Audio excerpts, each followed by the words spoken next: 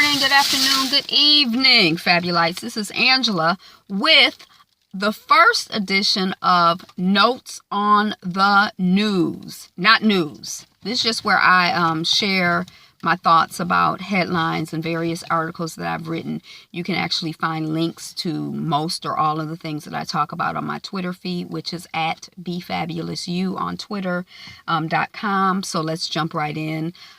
Just lots of thoughts and prayers go out to all of us as we deal with and are absorbing the news of what happened in Las Vegas. Special prayers of being aware of, being filled with and surrounded with love to all of those people who are personally dealing with, the loss or the injury of someone that they know in the Las Vegas shooting. 58 people killed, I think is the last that I heard, and over 515 injured.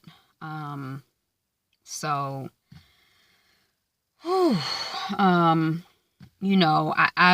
guess it's sort of, it's disturbing that, it almost is starting to seem like, I don't know if normal is really the word, but I guess it's becoming normalized now, to just hear about these shootings.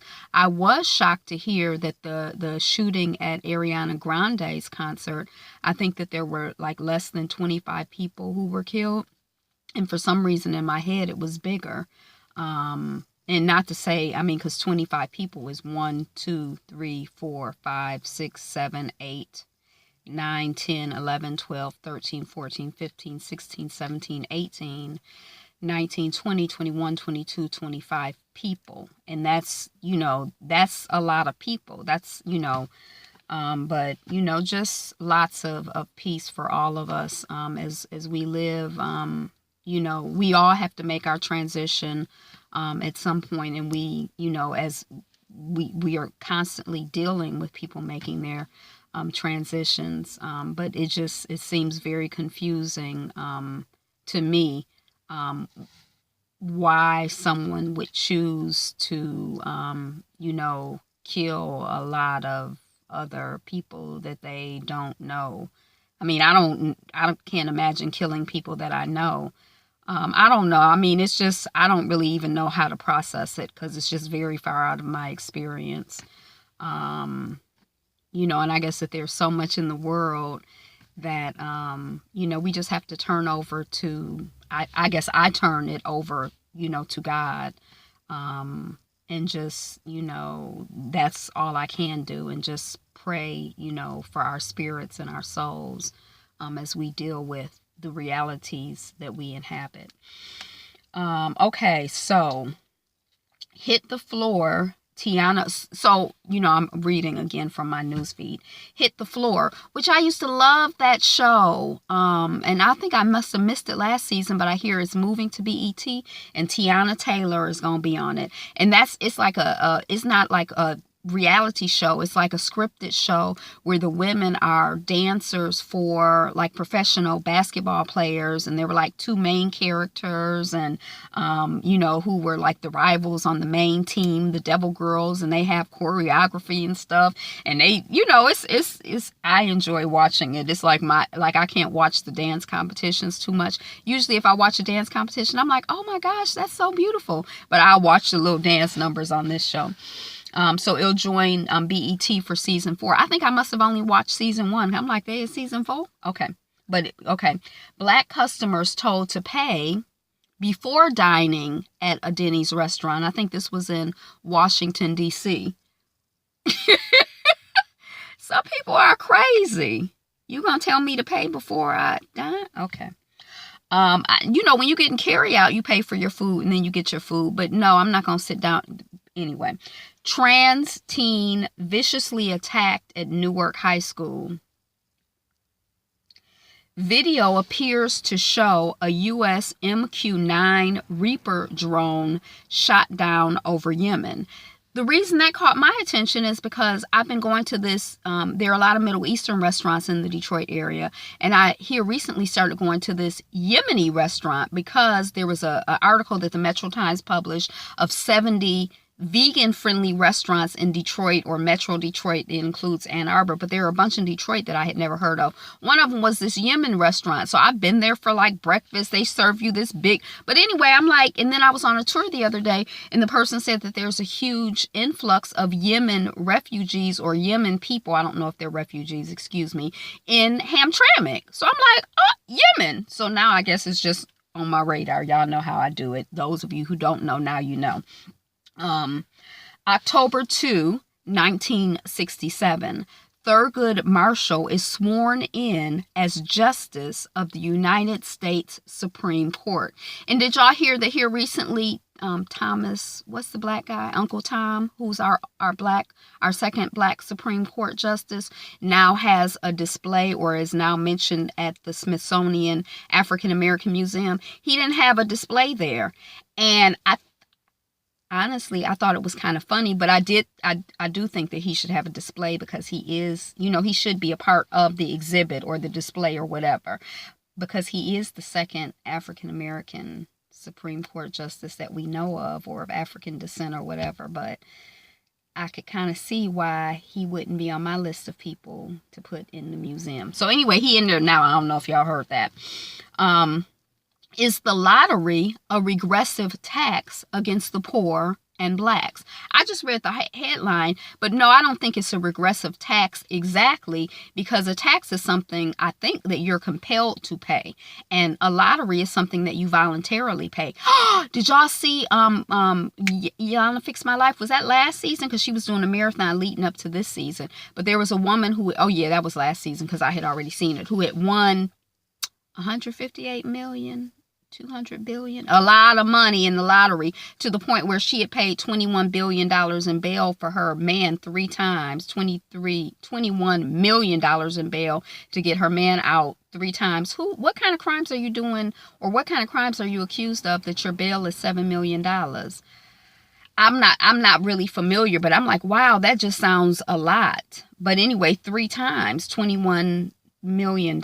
So, so no, I don't think that it's a regressive tax. I haven't read the article, so I might be swayed differently after I read the article. But I think a tax is something like you're compelled to pay. You don't have a choice. But I do think that disproportionately, poor people definitely play the lottery. Probably black people disproportionately play the lottery because we disproportionately are represented among the ranks of the poor. And I think that uneducated people probably disproportionately play the lottery because, I don't think that it's, even people who win, who become wealthy through playing the lottery, people who maintain wealth, who have played the lottery, is like a small percentage. I haven't done the research, but that's just my impression. So I just don't think it's like a wealth building plan, but if I won the lottery, and I always had this feeling I was going to win the lottery, I'm just going to get a message from God that's going to be like, go play the lottery or whatever. And then I'm going to go and then I'm going to be like, $28,000 billion or whatever. But it hasn't happened yet. But I don't know. I always felt that. Shake Shack is opening its first ever location that won't accept cash. We move into the cashless society. I'm one of the people who's fighting it. I'm like kicking and screaming and scratching. Like I do a lot of stuff in cash. And my mother was telling me, well, my friend's niece, she does everything on her ATM card and she doesn't know how to add and subtract. I said, how you know she doesn't know how to add and subtract? She said, because she does everything on her ATM card. I'm like, just because I use an ATM card or a computer doesn't mean, or a calculator don't mean I don't know how to add. She don't know how to add and subtract. That's what my mother said. I said what I said. And I'm like, okay. But I do know that I'm the suspicious type. I don't necessarily just rely on the bank to tell me what's going on, because the bank makes errors and they have made errors. And I think usually the errors are on their side. I know one time I made a deposit, and if I didn't have my little deposit slip, and if I wasn't reconciling it, they would have just kept that money. And it might have been like $50, $150. I don't know what it was, but I know that it was my money, and that bank is wealthy and they don't need my money, and I'm not going to try to voluntarily give it to them. Daggone corporations. Okay, so Kamala Harris at Black Church. U.S. isn't as split as it seems. So is she starting a campaign? She's a U.S. senator, or is she a congresswoman? She's one of these people who was here recently elected to office. I think she came in when Zero came into office, with this recent sweep of people. But I think I think she campaigning. She's like a Democratic superstar, right? I think she campaigning. She going to black churches and everything, just like the white politicians do.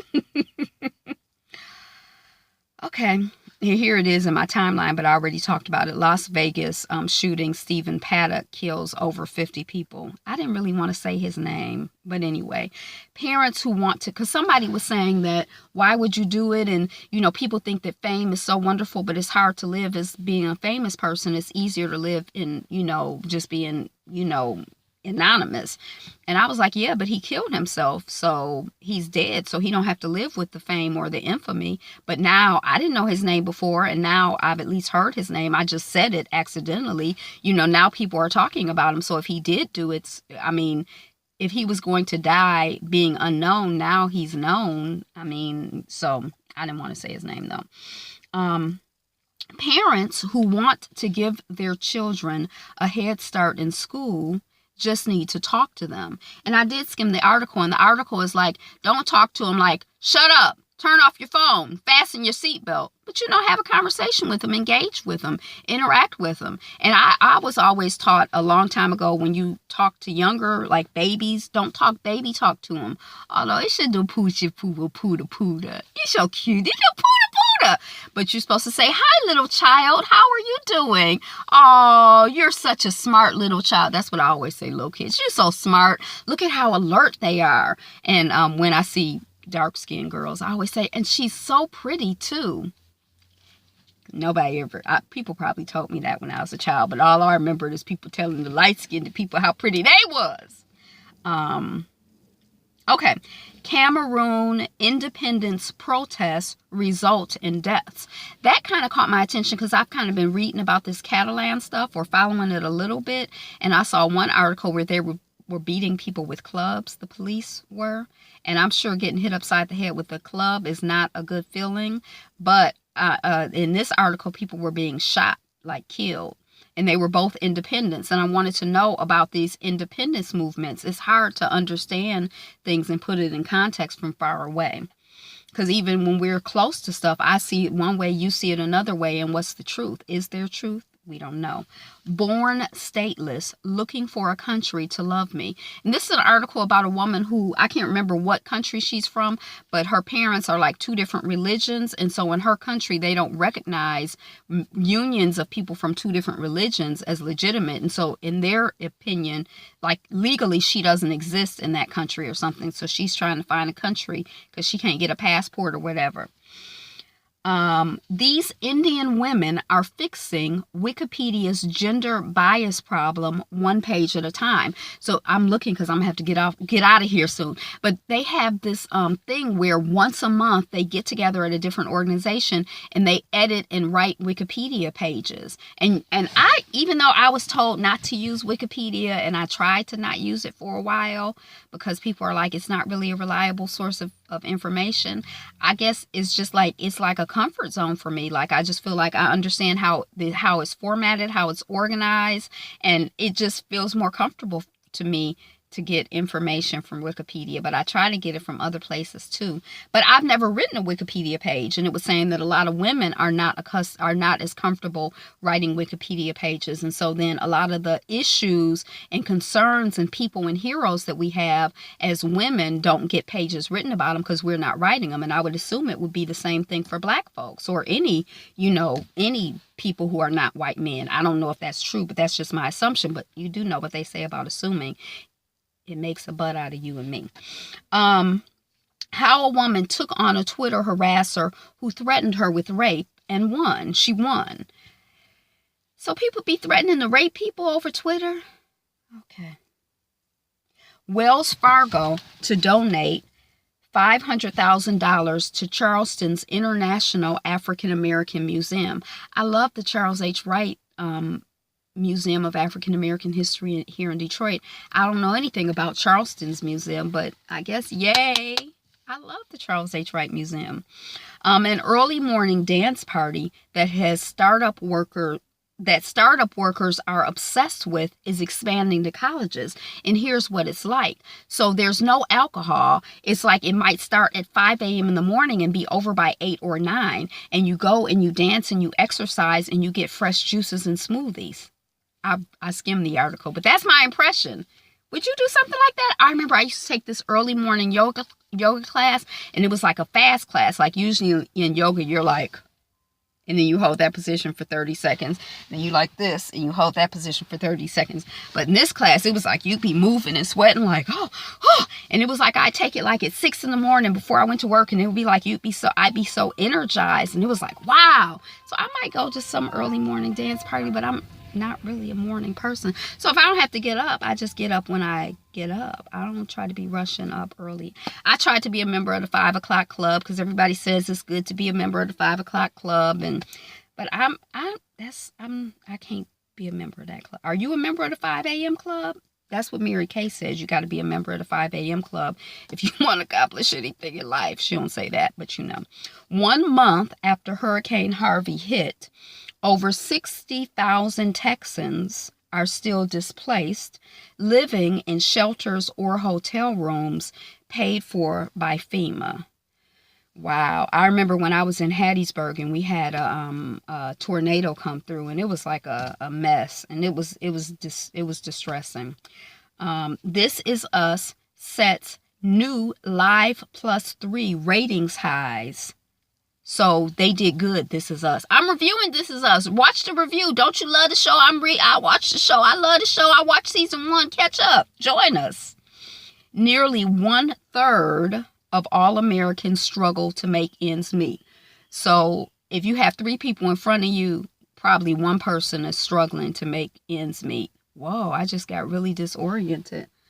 That was really weird. Oh my gosh. It was like I got flipped upside down or something. Did I get flipped upside down in real life and not know it? Paris holds a citywide car-free day. Ooh, that's interesting. Catalan referendum. Catalonia has, quote, won the right to statehood, end quote. October 1, 1962, James Meredith enters the University of Mississippi. Saturday Night Live co-head writers Chris Kelly and Sarah Schneider depart. Okay, so that's what I got. Thank you so much for watching, liking, commenting, subscribing. I am Angela. The channel is Be Fabulous You. Be you. Be fabulous. Be fabulous you. Today is the best day ever, and prayers out to all of us. Peace.